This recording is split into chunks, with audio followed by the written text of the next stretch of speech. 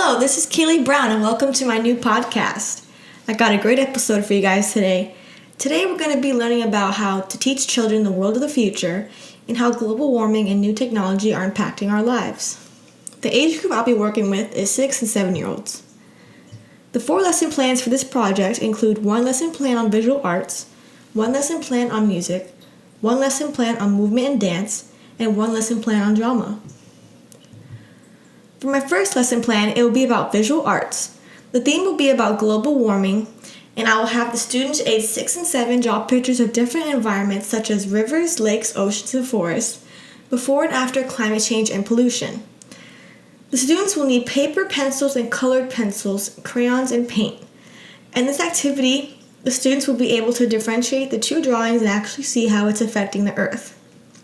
For example, a student may draw a blue sky with river and birds, and animals in the before picture, and then after, they put birds not flying, gray skies, very few animals, and polluted water. Another student may draw Antarctica with its ice caps, polar bears, seals, and fish, and the next picture it'll show fewer polar bears, melting ice caps, and fewer fish. After everyone is done, I'll gather all the artwork made by the students and hang them out to dry. I'll also put all the crayons, paint, and pencils away in their neatly organized storage containers. When the artwork is completely dry, I'll hang them up in the classroom for everyone to look at for a while and then send their artwork home the next week to show their parents what they've learned. If a student has special needs and needs help drawing what they're envisioning, I'll have no problem being a helping hand and assisting them with their artwork. I will know I met my goal or objective when all the students understand how global warming and pollution work and have participated in the lesson plan. For my second lesson plan, it'll be about music, and the theme will still be global warming. I'll have students aged 6 and 7 write their own songs about climate change and nature, and make their own instruments out of recycled items. We will write about climate change and nature outside in the playground instead of being in the classroom, and we will take the time observing the sounds. Students can think about how they would use their musical vocabulary to describe the dynamics of the wind, the melody of a bird's chirp, or the buzz of a bee. They can also think about why do we need the contribution of the elements, sounds, and creatures. I'll also ask the students to compare musical characteristics with certain traits of the outdoors. Do sunny days represent happy, major keys? And do cloudy days represent sad, minor keys?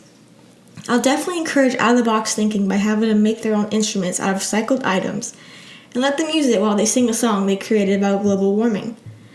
After everyone has created their songs and presented them, I will sing a song from a book called It's Easy Being Green, which contains teachings to help save the environment. Another music lesson plan I was thinking about doing involves planting the garden and singing to the plants to record their growing results. We will set aside a place in the classroom and put the plants either by a window or outside, and then I will instruct the students the proper way to plant a seed and how much soil to use. I will label the 2 pots accordingly, one that receives the music and the one that does not. I'll measure and record the height of each plant every day and compare the results over time among the 2 groups to determine the effect on the music on plant growth.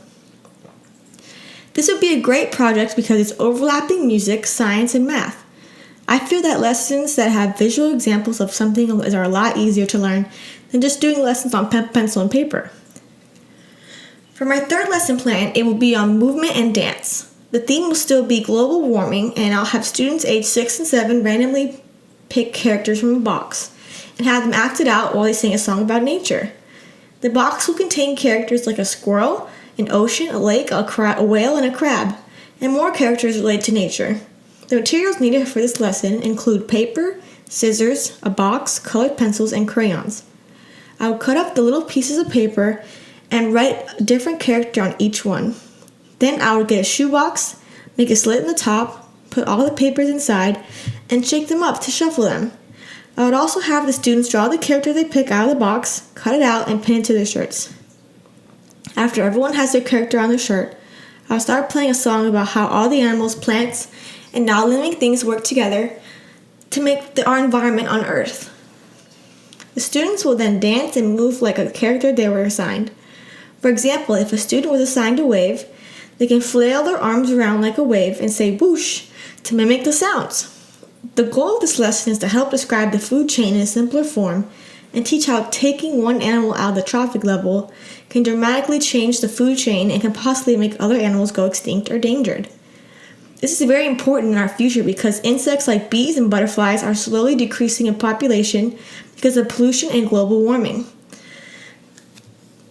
The animals that eat bees and butterflies, such as birds and frogs, will starve because they will not have enough food in their environment to eat. I will know I met my goal or objective when all the students understand how every animal correlates with one another. I would hope this lesson inspires future scientists to study this phenomenon and make the world a better place in the future when the children grow up. I believe the next generation is going to have to think of a way to fix this problem before things become irreversible and scary. For my fourth lesson plan, it will be about drama, and the theme will be global warming. I will have students aged 6 and 7 act out a play about global warming and climate change. All students will have equal speaking parts so nobody feels left out and everyone can learn equally. The materials needed for this lesson are pencil, paper, and creative thinking. After they are done, they will show it to me for approval and present it to the class. I want the children to learn and experience being a part of the play and role-playing because it encourages creativity and problem solving. These skills are important for later in life because they'll be easily able to fix their problems. Also, one of these students could become interested in becoming a future playwright or an actor. And these jobs require a person to think creatively and efficiently to solve a problem. Working together is shown to help make an increased potential for innovation, gain personal growth, and reduce stress. Also, working together in a group is great practice for real-world problems such as at work or somewhere else that requires teamwork. Working in a group also makes you take smarter risks and have boosted productivity when everyone works together. Being in a group can also help students make new friends that they would usually not talk to. I would know I met my goal or objective when all the students participate in the lesson and all the groups have their own written scripts. I believe that all these lesson plans are very helpful in teaching a student what global warming is and what pollution is in the simplest terms because the student actually have to get up and use their bodies and mind to learn something new instead of just it being on pencil and paper or on the computer. Research has shown that students of all ages learn better when they are engaged actively in their learning journey. As one scholastic article states, when children have busy hands, they have busy brains. I picked age level 6 and 7 because they are still in 3rd or 4th grade. And that's the grade I'm interested in teaching. I believe that most children ages 6 and 7 are still in the stage of being nice to teachers, such as accidentally calling them mom, which I think is funny and cute. The theme I chose was the world of the future because it's definitely an important issue due to global warming and climate change. The future of Earth is not looking so bright, and it's our job as humans to keep the planet healthy and happy since no other creature has the capability of doing so. Lesson Plan 1 uses visual arts to teach what's happening currently on Earth. The students can compare before and after global warming and climate change to see how negatively it's affecting Earth. Lesson Plan 2 uses music to teach students about global warming and climate change. This is an effective way of learning because teaching with music can lift a student's mood and make them become easily motivated to work hard. Music also helps wake up a sleepy classroom and gets everyone moving. Lesson Plan 3 uses the combination of movement and dance to get the children active and ready to learn. It's been proven that movement combinations memory, order, and sequencing skills. Creating dance also helps with self-esteem, which is very important for learning. And Lesson Plan 4 uses drama to act out a play and teach children through role-playing. Drama is important because it encourages students to think creatively, which helps to develop critical thinking skills and problem solving. I noticed when I did these art lessons with the children that they paid more attention than usual, and all of my students participated. They seemed to recall the information a lot easier than just doing normal paper and pencil assignments. Some things that worked were assigning each child a random character instead of making them choose one so that no one would get jealous of another student's choice. Another thing that worked was putting the children in groups for them to work together. This made it easier on the children because they didn't have to solely depend on themselves to think of creative ideas to edit the paper. I couldn't think of things that didn't work because everything worked out smoothly. Some suggestions for improvement are to get more creative with the kids because becoming animals, maybe dress them up more. I would follow up with this lesson by having students do science projects about global warming in groups. I'll also give them some homework to take home that's related to the subject. In this article I read about how to teach climate change to young children, it explains that a lot of teachers do not teach about climate change because they either believe the subject does not relate to the subject that they're teaching, or they believe the students are too young to understand. The article also explains the best ways of teaching climate change, such as doing a lab, showing a movie, assigning a novel, assigning a research project, or talking about personal experience with climate change with the class. If I were to teach about climate change in a lab, I would do the greenhouse glass jar experiment. You need a glass jar, a match, and a lid. After you acquire these items, it's time to start the experiment. First, put water into the jar. Then, light the match with one hand and drop it into the water. After this, quickly put the lid on top to trap the gases inside the jar. The students will soon start to notice that it starts to form a cloud in the jar, which represents greenhouse gases and Earth's atmosphere, and how it's not escaping.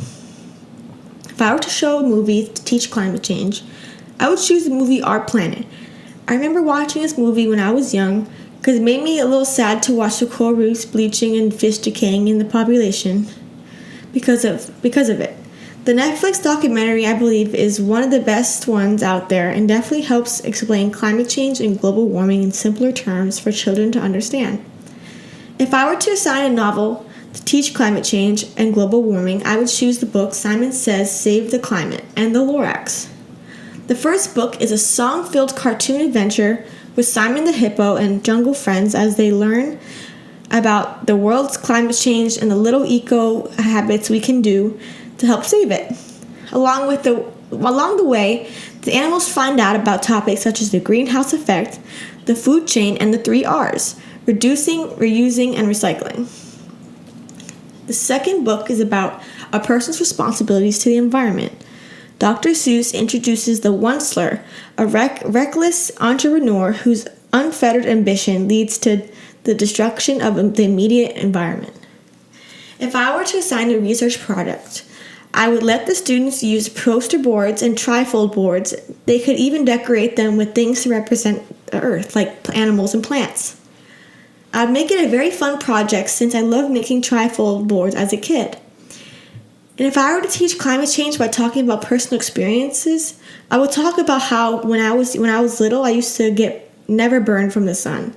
And now I have to wear sunscreen or else I get red and burned.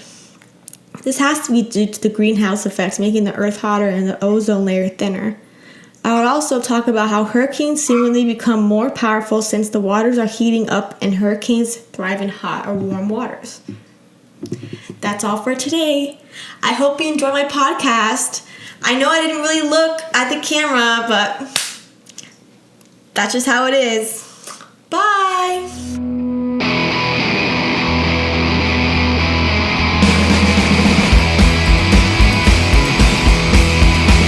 Ain't it a shame to go fishing on a Sunday? Ain't it a shame? Ain't it a shame to go fishing on a Sunday?